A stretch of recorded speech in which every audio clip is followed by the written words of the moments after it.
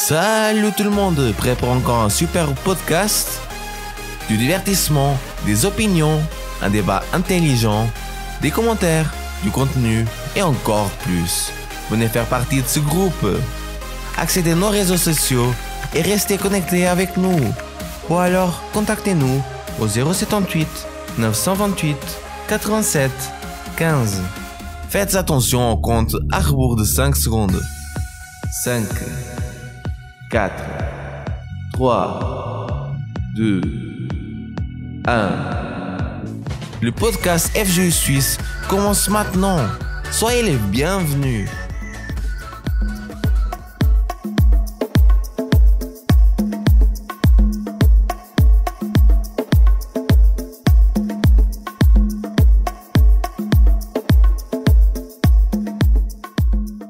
Et maintenant, on va parler du thème que nous avons préparé pour vous aujourd'hui. Là, le titre, pour mettre un titre ici, ce serait les filtres. Et oui, je pense que les filtres, c'est une chose que tout le monde connaît. De nos jours, on a sur les différentes applications, Snapchat, Instagram, tout ce genre de choses. On a maintenant dans les photos, la majorité des personnes utilisent un filtre. Presque personne, très peu de personnes, dire comme ça, mettre les photos directement d'eux-mêmes. Il y a toujours un filtre, que ce soit juste pour cacher un peu la couleur, pour changer un peu la couleur. Il y a les différents filtres aussi qui mettent des différents visages, ce genre de choses. Il y a différents filtres pour un peu tous les goûts. Maintenant, ce genre de filtres aussi existe dans la vraie vie. Mais, si on va dans la parole de Dieu, une chose qu'il nous dit là dans Matthieu, chapitre 7, à partir du verset 16, il dit: vous les reconnaîtrez à leurs fruits. Cueille-t-on des raisins sur des épines ou des figues sur des chardons? Tout bon arbre porte de bons fruits, mais le mauvais arbre porte du mauvais fruit. Un bon arbre ne peut apporter de mauvais fruits, ni un mauvais arbre apporter, ni un mauvais arbre porter de bons fruits. Et pour terminer au verset 20, il dit: c'est donc à leurs fruits que vous les reconnaîtrez. Je pense que c'est assez facile à comprendre qu'est-ce que ce passage veut dire. Beaucoup de fois, on peut utiliser les filtres pour cacher plusieurs choses dans notre vie. Par exemple, quand on prend les photos, ils mettent un filtre parfois pour cacher s'ils ont, des fois, ceux qui disent qu'ils ont un défaut dans le visage, par exemple, ils veulent mettre un filtre pour changer ça. Un filtre pour changer un peu la couleur. Parce qu'ils ont une tache qu'ils ne veulent pas montrer, mettre un filtre pour ceci, mettre un filtre pour cela, pour changer la couleur, parce qu'ils n'aiment pas la couleur de base comme elle est. Ils préfèrent changer la photo pour, du coup, que ça paraisse mieux. Très peu de personnes aiment montrer directement qui ils sont vraiment. Ça, la majorité des choses que l'on voit dans les réseaux. On peut voir une photo d'une personne, et quand on la rencontre en vrai, c'est complètement différent à cause du filtre qu'elle s'est mis par-dessus. Mais comme je dis, cela existe aussi dans la vraie vie. Qu'est-ce qu'on voit? Beaucoup de personnes ont le filtre d'un sourire sur le visage. Je pense que ce filtre, beaucoup de personnes le connaissent. Ils mettent un sourire. Tout le monde les connaît comme étant la personne la plus souriante du monde. Tu la vois directement le plus beau sourire que tu n'as jamais vu. Chaque jour, tu la vois avec ce magnifique sourire, ce beau sourire. Maintenant, qu'est-ce qui se cache réellement derrière ce sourire? Qu'est-ce qui se passe derrière ce sourire? Comme le passage il disait, comme le verset il a dit, on ne peut pas cacher les fruits d'un arbre. Un bon arbre va avoir de bons fruits. C'est-à-dire, les bons fruits sortent des bons arbres. Maintenant, les mauvais arbres, ce qui sort, c'est des mauvais fruits. Donc, une personne qui, réellement à l'intérieur d'elle, elle est triste, par exemple, elle est angoissée, va voir un témoignage dans quelques instants, l'histoire d'une membre ici de notre FGU, va partager son histoire. Mais donc, maintenant, une personne qui est triste, angoissée à l'intérieur d'elle, elle peut même mettre un sourire sur le visage. Mais au final, elle sait elle-même qu'elle n'est pas heureuse. Même elle sait que ce qu'elle a à l'intérieur d'elle, c'est de la tristesse. Et donc, quand elle arrive chez elle, tristesse, angoisse, dépression. Du coup, là vient de la vie de beaucoup de personnes, la mutilation, par exemple. Parce qu'elles sentent cette douleur à l'intérieur d'elles. Et elles veulent faire en sorte de sortir cela de l'intérieur pour, du coup, se soulager un peu l'intérieur. Mais au final, ce qu'ils font, c'est se blesser leur corps. Ce genre de choses, tout ça parce qu'ils ont cette tristesse à l'intérieur d'elles, Parce qu'ils ressentent cela à l'intérieur d'elles. C'est quelque chose qu'un filtre ne peut pas cacher. Les filtres servent seulement à cacher ce que les personnes peuvent voir. Les filtres servent à cacher ce que les personnes vont voir de vous. Pour vous changer le visage. Tenez aussi les filtres de beaucoup de personnes qui est: je vais bien. Tout va bien. C'est aussi un filtre que les personnes utilisent. Dès qu'on demande: comment tu vas? Tout va bien. Comment ça? Oui, ça va bien. Oui, tranquille, ça va et toi? Toujours comme ça: oui, ça va et toi? Pas d'explication, rien. Non, oui, tout va bien. Maintenant, si on demande vraiment à la personne, elle répond sincèrement. Il va dire tout ce qui est à l'intérieur d'elle. Comme j'ai dit, toute cette tristesse que la personne peut avoir, cette angoisse que la personne peut avoir. Et ça se voit surtout quand la personne elle est seule. Parce que qu'on est avec les amis, c'est facile d'utiliser un filtre. Qu'on est avec les personnes autour de nous, c'est facile mettre un sourire sur notre visage. Dire que tout va bien. Maintenant, faire ça 24 heures sur 24, 6 jours sur 7, 365 jours par an, ça je pense encore plus compliqué. Pour ça, la personne elle-même, elle sait comment elle est. La personne elle-même, elle sait comment elle se sent. Peut-être que toi qui nous écoutes maintenant, tu es semblable à cela. Tu te reconnais dans cela. Tu reconnais que tu peux mettre un sourire mais tu es triste. Tu peux rigoler mais au fond de toi tu es angoissé. Tu peux dire à tout le monde oui tout va bien alors que toi-même tu sais que non ça ne va pas. Toi-même tu sais qu'il y a cette angoisse de tristesse. Alors premièrement avant de continuer, je t'invite maintenant à réfléchir sur ce cas-là. Est-ce que tu veux changer cela? Parce qu'il y a une solution. Il y a une manière que cela vienne à changer. Maintenant c'est à toi de prendre une attitude, c'est à toi de prendre une décision. Mais donc Georges, comme je disais, j'ai laissé cette personne réfléchir, mais donc comme je disais, c'est quelque chose qui existe dans la vie de beaucoup de personnes, les filtres. Les filtres que même parfois, c'est devant les parents, ils l'utilisent aussi. Parfois devant les amis, c'est maintenant devant les parents. Les parents qui normalement ils sont là pour aider, ils sont toujours là pour... Parce que c'est les parents, ce qu'ils veulent pour leurs enfants c'est le meilleur. Mais l'enfant, au lieu de montrer réellement à ses parents qu'elle a besoin d'aide, la personne préfère, le jeune préfère, cacher cela derrière un masque, derrière un filtre. Et le pire là-dedans, c'est que si vous pensez bien, les filtres, au final, la seule personne à qui ça va porter préjudice, c'est à vous-même. Parce que vous pouvez prendre une photo et mettre un filtre dans lequel vous allez supprimer un défaut que vous avez au visage, un défaut que vous avez ne serait-ce qu'à la main, une blessure, quelque chose. D'accord, vous pouvez le masquer, vous pouvez poster la photo, tout le monde va trouver t'es trop belle, t'es trop beau, etc. Et puis quoi? D'accord, là les gens le voient sur leur réseau, mais quand ils vous voient en vrai, ils voient ces soi-disant défauts, on va dire que vous avez. Ils voient que vous avez un bouton ici au visage, ils voient que vous avez un tatouage, ils voient que vous avez une marque là dans le cou, ils le voient en vrai parce que dans la vraie vie, quand les gens vous voient, vous pouvez pas cacher ce genre de filtre. Donc, si on part de l'aspect quand vous rentrez chez vous, vous êtes triste, déprimé, mais quand vous sortez, vous faites la personne qui est heureuse. Pourquoi faire ça? Au final, vous dans votre ça va rien vous changer en fait. Genre la personne, elle va continuer sa vie, elle fera la main, elle va penser que vous êtes bien, elle va penser que tout va bien, et la seule personne à qui ça va porter préjudice, c'est vous. Alors que si vous êtes sincère, si vous dites ok non je vais pas bien, je vais demander de l'aide, je vais essayer de trouver une sortie, je vais essayer de voir qu'est-ce que je peux faire. Donc vous décidez de sortir de ce filtre et d'aller demander de l'aide. Qu'est-ce que vous savez pas que cette personne-là, elle peut vous aider. Et toute la personne qui vous demande toujours comment ça va et que vous répondez bien alors qu'au fond vous êtes mal. Si vous êtes sincère, si vous êtes réellement sincère, cette personne-là peut vous aider. Donc pensez toujours que les filtres, au final, la seule personne à qui ça va causer des problèmes, à qui ça va pas aider, c'est à vous-même.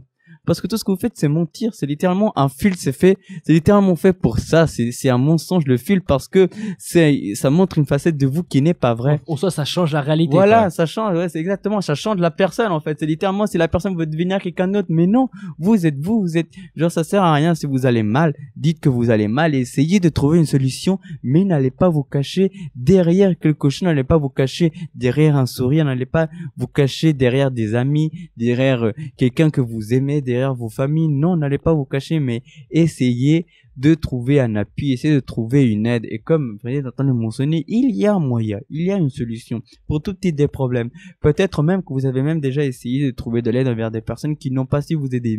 Mais ne dites pas que personne ne peut, non, parce qu'il y a vraiment une solution. Il y a au moins, même si personne n'a pu vous aider, il y a au moins quelqu'un qui est clair, qui est sûr et net, qui va pouvoir vous aider. Mais pour cela, c'est vous qui devez prendre la décision. C'est vous qui devez prendre la décision de enlever le filtre et d'aller demander de l'aide et d'aller voir et d'aller trouver cette solution qui est, Freddy.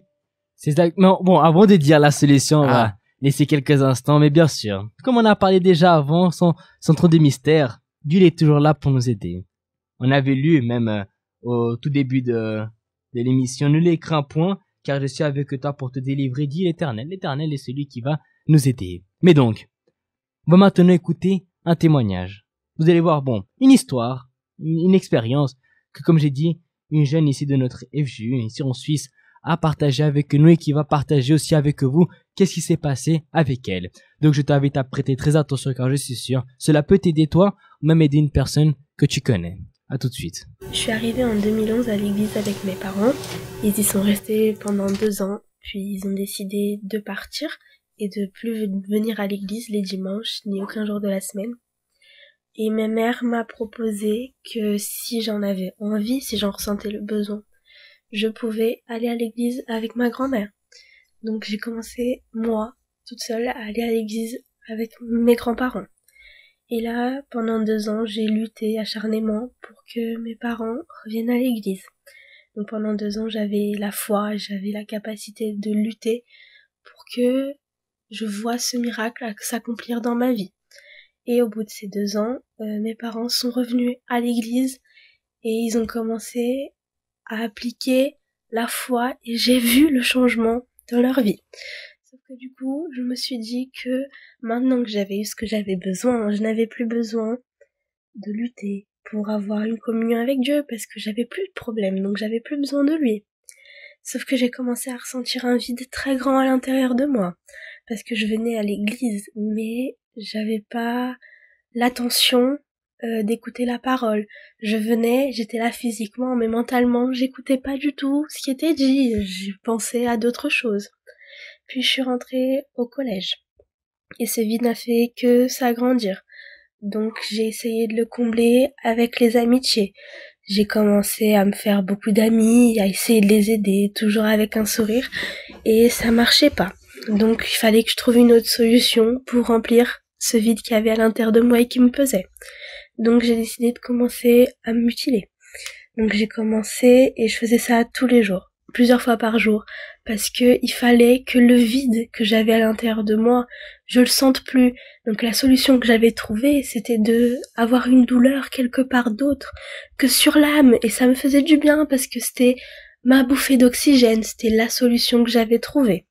Sauf que ça a rien changé à ma vie et que le vide y continuait présent. Et je vivais une vie d'apparence, parce que jamais personne ne s'est douté que ça allait pas. Ni mes parents, ni à l'église, ni les personnes les plus proches de moi l'avaient remarqué, parce que j'avais toujours le sourire, j'avais toujours la forme, mais j'étais la même personne qu'avant, donc personne ne s'en est douté.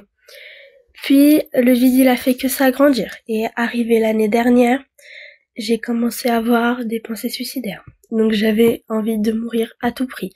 Il fallait que je meure parce qu'il n'y avait plus aucune solution pour ma vie. Je servais à rien, je faisais que décevoir mes parents, j'avais aucune confiance en moi, je me détestais, personne ne m'aimait, je servais à rien, puis même Dieu ne voulait plus de moi parce que je venais à l'église et ma vie elle changeait pas. Donc là, j'ai commencé à penser au suicide. Dès que je sortais de chez moi, il y avait toujours les pensées qui venaient. Tu peux te lancer sous une voiture, puis tu partiras, tu manqueras à personne. Et je sentais que ça pesait en moi, donc j'ai commencé à faire des tentatives qui n'ont jamais abouti.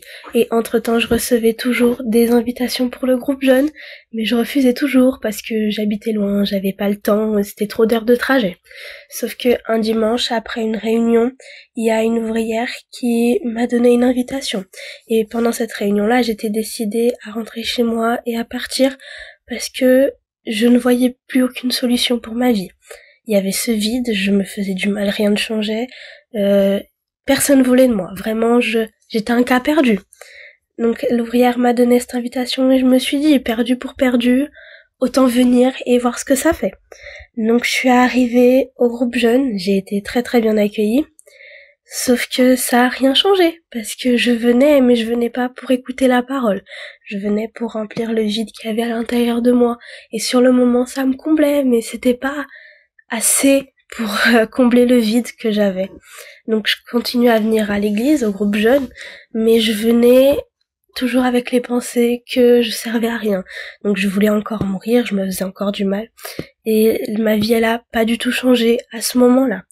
Sauf que je me suis rapprochée de certaines personnes et un jour je me suis dit que je pouvais plus lutter seule. Donc j'avais lutté trop longtemps toute seule pour changer ma vie et j'avais pas réussi parce que je continuais à souffrir énormément. Donc je suis allée parler à 2 ouvrières et je lui aurais raconté tout ce qui se passait dans ma vie. Donc tout depuis des années, tout ce que je souffrais et que personne ne se doutait.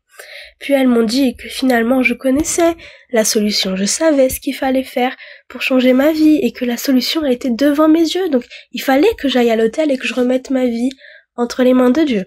Donc c'est ce que j'ai fait. Ce jour-là, j'ai dit à Dieu que j'étais prête à sacrifier ma vie pour lui s'il y avait un changement qui s'accomplissait. Donc ce jour-là, j'ai dit que j'arrêtais de me faire du mal, que je m'éloignais de toutes les amitiés, donc j'arrêtais de parler à tout le monde, que j'allais méditer sa parole, que j'allais écouter ce qu'il avait à me dire. Donc j'ai commencé à faire ça, puis arrivé le dimanche.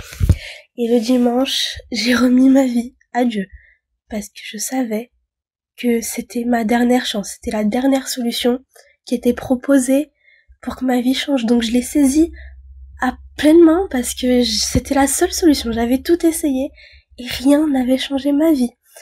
Puis là, j'ai reçu le plus grand bonheur de ma vie. J'ai reçu une paix en moi que j'avais jamais connue.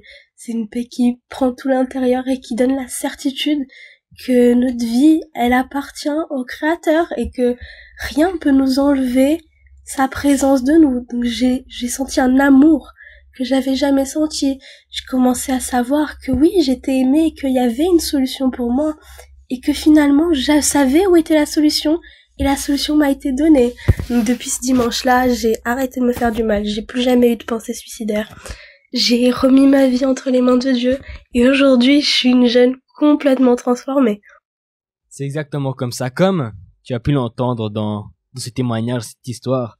Quand on se remet entre les mains de Dieu, là il s'accomplit le véritable changement, la véritable transformation. Comme elle a mentionné, elle a essayé beaucoup de choses.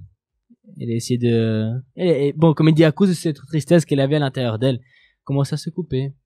Pas commencer les pensées, tu peux sauter sous une voiture, ce genre de choses, personne va te manquer. Non, c'est ce genre de choses qui se passent quand on commence à laisser ces pensées rentrer à l'intérieur de nous. Après, on commence à grandir. Les vides commencent à grandir. Et arrive le moment où, tout seul, on n'arrive pas à surpasser le problème. Arrive le moment où tout seul, on arrive à notre limite, on peut pas surpasser seul, hein. Pour ça, on doit toujours avoir cette conscience que si on se remet entre les mains de Dieu, on aura ce dont on a besoin. On aura réellement la réponse à notre demande. Elle avait un vide, elle avait une tristesse. Pour changer cela, elle s'est remis entre les mains de l'Éternel, le Créateur, comme elle a mentionné. Et maintenant, c'est une fille, comme elle a dit, complètement transformée, heureuse, elle a la joie, la véritable joie. Elle peut sourire, mais ce n'est plus un faux sourire. Ce n'est plus un filtre, ce n'est plus un masque. C'est un véritable sourire qu'elle a maintenant. Pourquoi? Parce qu'elle a Dieu avec elle.